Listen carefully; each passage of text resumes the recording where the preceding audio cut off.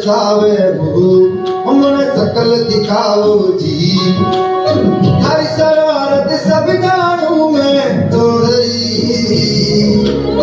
हर चले उन बंगाली में कह लगे मर उड़न जागी दो तनी है चंदा में थारी चांदनी पर दामन में बाकी वसीले झुम झुम झुम झुम झुम झुम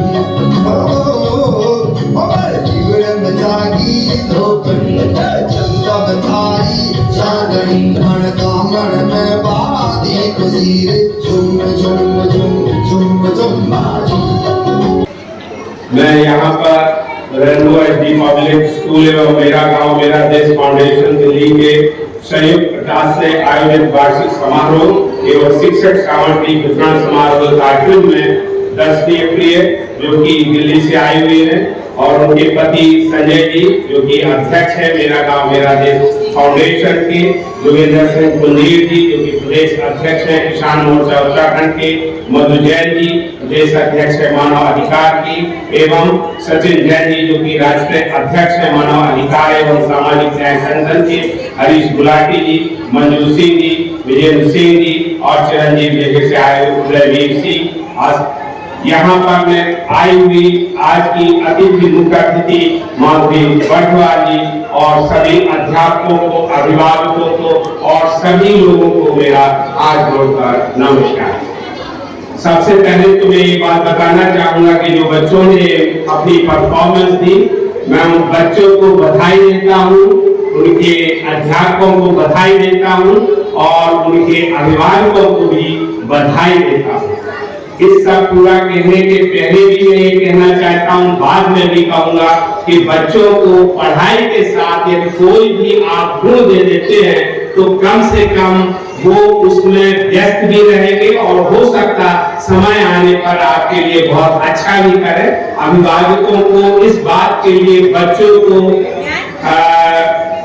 प्रोत्साहित भी करना चाहिए कि कम से कम वो अपने फ्री समय में ऐसा कुछ कर सकते हैं, तो मेरा मानना है कि उससे बुरी आदतें भी नहीं लगेंगी।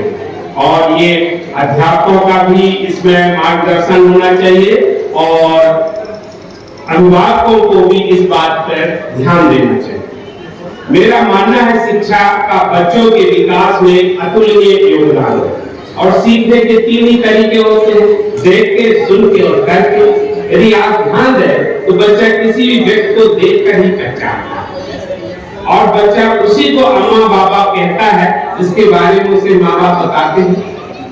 सीखने के लिए भाषा का बहुत महत्व है क्योंकि अपने विचारों की अभिव्यक्ति या भावनाओं का प्रदर्शन ही भाषा की परिभाषा है। बच्चे मूल, मौखिक एवं लिखित भाषा के माध्यम से ही जीवन पर्यंत सीखते हैं। मेरा मानना है सभी लोग इस बात से सहमत होंगे कि बचपन में सब लोगों को सीखने की शुरुआत मौखिक से ही होती है, किसी को लिखना पढ़ना नहीं आता। इसलिए हमारी नॉन स्ट्रक्चरल और स्ट्रक्चरल शिक्षा व्यवस्था में किस्से, कहानियों और तो में बच्चों को सिखाने की कोशिश की जाती है और बच्चे इस ढंग से ज्यादा सीखते और जल्दी सीखते। यदि इसको और थोड़ा सा बढ़ाएं तो इसलिए बाल साहित्य की गुणवत्ता पर हमारी सरकारों और समाज को ज्यादा ध्यान देना चाहिए। मैं यहाँ पर एक उदाहरण देना चाहूंगा कि यदि बच्चे को आकार में बताने के सीखने के लिए यदि पूछा जाए लंबा क्या, गोल क्या, तो बल्ला लंबा, गेंद है। यदि आप बच्चे को बहुत आसानी से वो बोलेगा नहीं और अपना खेलते कूदते कहता भी चला जाएगा कि क्या है लंबा, क्या है गोल, और बॉल है लंबा और बॉल है गोल। क्योंकि इससे क्या होगा वो ये नहीं, मैं मानता हूँ कि इस तरह की तुकबंदी सिखाने से बच्चों को सामूहिक रूप से सिखाना ज्यादा सस्ता, अच्छा और सुगम होगा। आपने देखा होगा यदि एक बच्चा जोर से बोल रहा है तो दूसरा ही बच्चा जोर से बोलने लगता है और यहाँ पर यही कहावत कि खरबूजा देखकर खरबूजा रंग बदलता है, कहावत चंटाट होती है। यही सब गानों का, यदि यही व्यक्ति एक गाना गाता तो शायद वो एक ही गाना गाता, लेकिन आपने ध्यान दिया होगा जब 10 बच्चे किसी कार्यक्रम उसमें थे तो एक नहीं कर रहा तो देखने के बाद भी वो बाद में मुड़ने लगता है कि यार हमारे से ये बात छूट गई। मैं अध्यापकों को एक सुझाव देना चाहता हूँ कि सिखाने का डर भी एक तरीका है, जैसा अभी माधुरी जी ने बोला हुआ था, और दूसरा प्यार भी। लेकिन प्यार से पढ़ने का जो प्रभाव है वह न केवल सकारात्मक है बल्कि कई गुना प्रभावी होता है। मेरे अनुभव में कई बच्चे मानसिक रूप से इंट्रोवर्ट होते हैं, आप देखते होंगे स्कूलों में और घरों में तो माँ बाप देखते ही हैं। ऐसे बच्चों के लिए एक ही सिद्धांत लागू होना चाहिए कि यदि कोई कमजोर है तो उसे सहारे की आवश्यकता है। यदि कोई कमजोर है तो उसे सहारे की आवश्यकता है। यदि अध्यापक ऐसे बच्चों का सहारा बनते हैं तो यह अध्यापकों का उनके जैसे कमजोर बच्चों के लिए बहुत बड़ा अनुकरणीय उदाहरण होगा। जैसा कि अभी हमारे यहाँ पे फिल्म बनी हुई थी, आप लोगों ने खासतौर से देखी भी होगी, जिसमें बताया गया हमारे देश में प्राचीन काल से ही ऐसी पुस्तकें उपलब्ध हैं कि उन पुस्तकों का एक ही वाक्यांश जीवन में मूल्यों को बदल सकता है। मैं किसी और की बात नहीं कर रहा हूँ, मैं अपनी ही बात कर रहा हूँ। क्लास 6 में पढ़ता था, स्कूल में लिखा हुआ था कर्मण्येवाधिकारस्ते मा फलेषु कदाचन। उसका हिंदी का भी अर्थ लिखा था।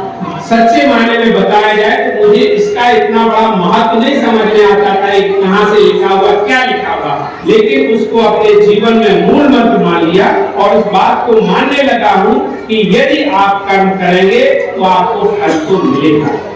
मैं तो यहाँ तक इस मंत्र पे इस पे विश्वास नहीं करते ना कि कर्म करोगे तो फल तो देगा ही भगवान। मैं ये कहता हूँ कि यदि आप कर्म करेंगे तो आपको फल तो मिलेगा। अच्छा कर्म करेंगे तो अच्छा फल मिलेगा और बुरा कर्म करेंगे तो बुरा फल मिलेगा। तो इसलिए मैं सब लोगों से कहता हूँ, गीता में एक और भी मंत्र है, उसमें लिखा है नियतम कुरु कर्म त्वं कर्म न जाए ही करना। ये बच्चों के लिए भी है, अभिभावकों के लिए भी है, शिक्षकों के लिए। वो ऐसा क्यों? क्योंकि आप हमसे अभी उम्र में बहुत छोटे हैं और इस बात को आप अपने गले में बांध लीजिए। कैसे? कि यदि आप कर्म करेंगे तो action is superior to inaction.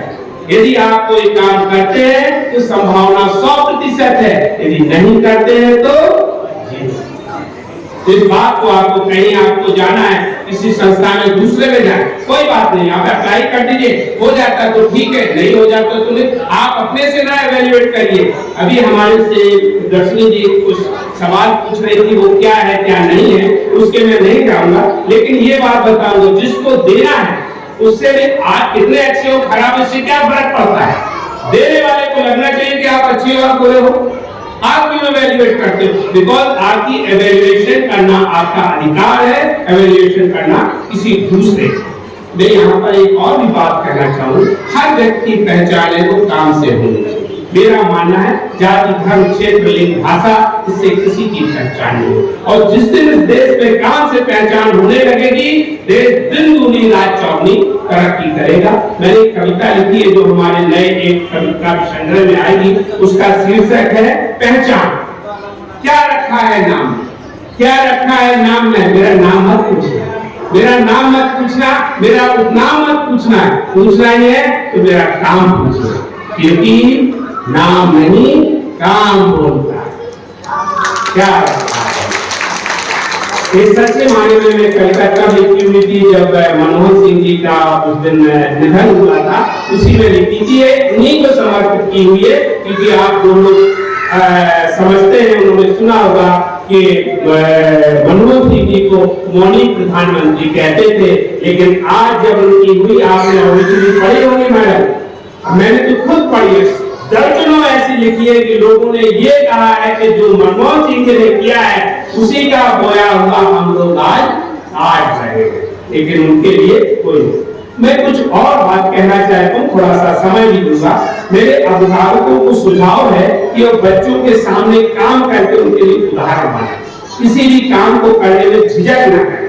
काम काम होता है, ना कोई बड़ा होता है ना कोई छोटा होता है, ना कोई अच्छा होता है ना कोई बुरा होता है। बच्चों को छोटे छोटे काम करने के लिए प्रोत्साहित करें और स्वयं गिलास का पानी पिए। बच्चों से कहें कि अपना गिलास से पानी ले जाइए, आप किचन में रखाइए। बच्चों को छोटे छोटे काम करने के लिए प्रोत्साहित करें और उनसे ये भी कहें कि बेटा तुमने खाना खा लिया है तो किचन में रखा।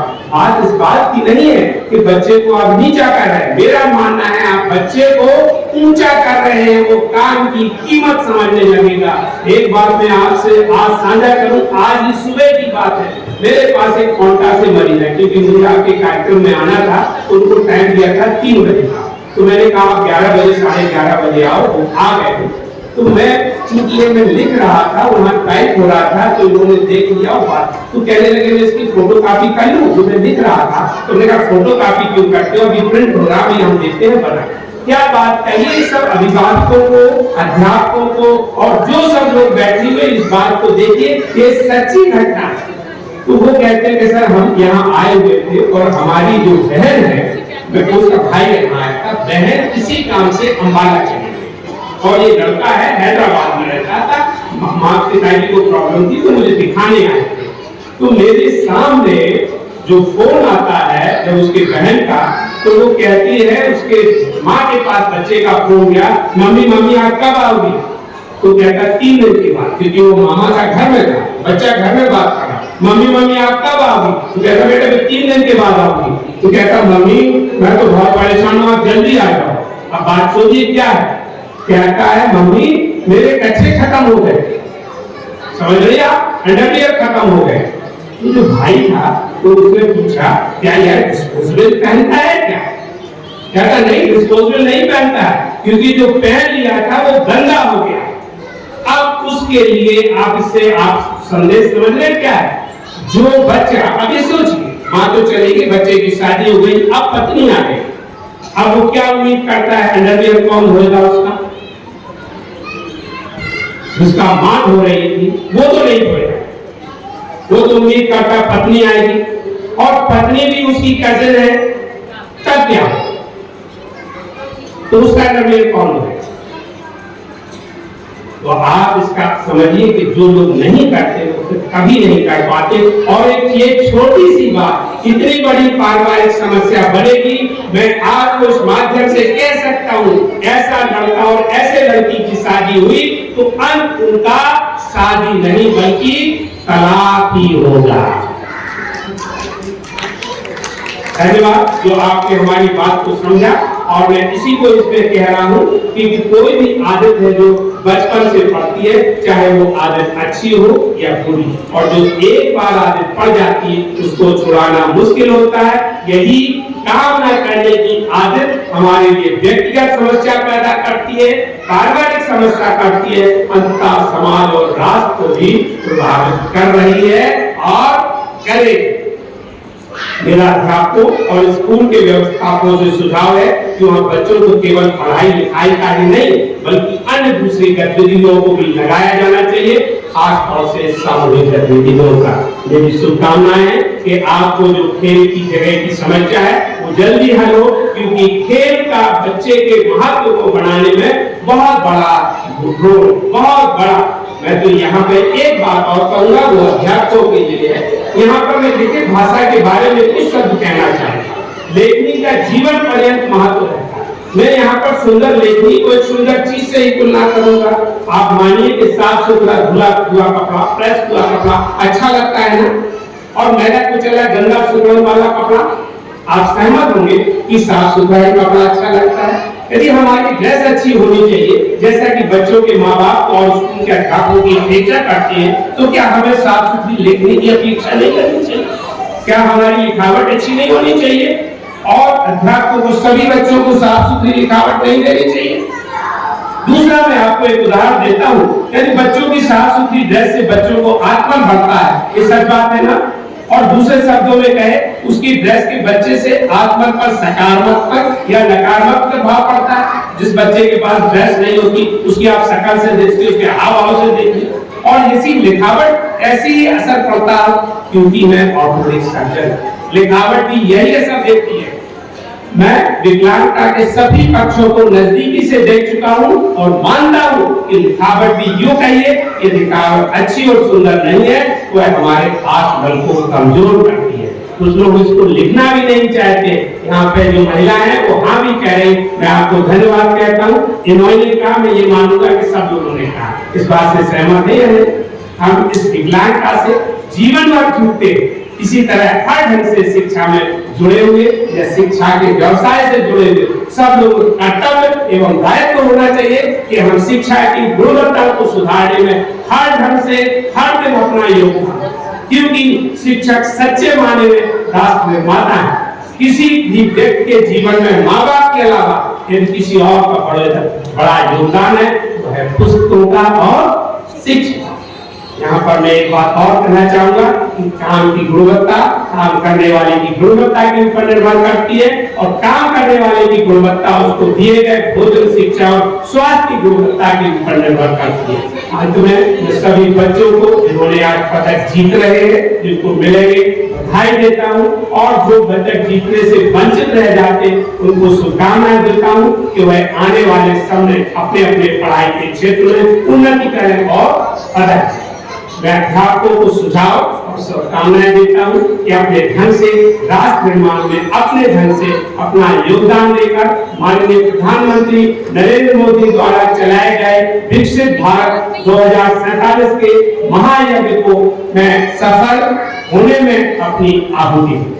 अंत में आयोजकों को और उपस्थित सभी महान भावों को एक मैं कविता के माध्यम से एक गणगण और होगा, क्योंकि मुझे मौका मिला होगा तो मैं सोच रहा हूँ तो आपको अपनी बात दोबारा आपको कह दूं। कुछ लोग कई बार सुन चुके हैं तो वो शायद इतने प्रभावित होंगे और आप सुनिए। शीर्षक है सपने हमारे और आप, खास तौर से छोटे बच्चों के लिए तो नहीं, लेकिन अभिभावकों के लिए, अध्यापकों के लिए, कर्मचारियों के लिए मैं समझता हूँ कि काफी अच्छी है। यह कविता क्रिया नहीं बल्कि प्रतिक्रिया है। एक कवि कहते हैं कैसे कटती उनकी रातें जो सपने थे, मैं कहता हूँ कैसे कटती उनके दिन जो सपने नहीं।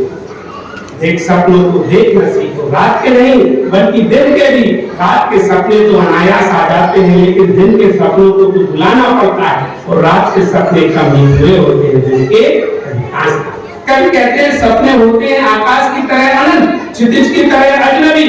मैं कहता हूँ अनंत को भी तो नापा जा सकता है, जैसा हमारे वैज्ञानिकों ने नापा और पहुंच गए मंगल तक। अजनबी को भी तो बनाया जा सकता है अपना, जैसा हमारे पूर्वजों ने बनाया। हम सब की तरह वह भी तो मिलने से पहले अजनबी ही रहे होंगे, लेकिन मिलने के बाद मंत्र दिया बस दो कुटुंब का, जिसका मतलब है पूरी दुनिया एक परिवार। कहते हैं कि अपने सपने बेच, उनकी तरह मैं भी परेशानी क्या खरीदूंगा अपने सपने बेचकर। सपने ही तो सच्चे होते हैं, अपने होते हैं, यदि सपने ही बेच दिए तो बचेगा ही क्या जीवन। सपने ही तो आधार है हमारे और आपके जीवन के। इन सपनों की नींव पर तो आज इमारत खड़ी है हमारे और आपकी। जैसे जैसे सपने बढ़ते हैं वैसे वैसे जीवन बढ़ता है। मैं तो कहूंगा सपनों को बुनो, पालो, पोसो, बढ़ाओ अपनी पूरी लगन और मेहनत से। सपने ही तो भविष्य हमारा आपका। हाँ, अपने सपनों को पूरा करने के लिए दूसरों का सहयोग लो, और दूसरों के सपनों को पूरा करने के लिए अपना सहयोग दो, क्योंकि जीवन का आधार ही है सहयोग। सहयोग के बिना हम सबकी उत्पत्ति नहीं होती, सहयोग के बिना हम सबकी उत्पत्ति नहीं होती, ना ही होता इतना विकास एवं विस्तार। आज यहाँ जो पूरा हो रहा सपना ही तो था, और क्या। हमारे सपनों को संभालने के लिए आपको धन्यवाद, और आपके सपनों को संभालने के लिए हमारी शुभकामनाएं। जय हिंद।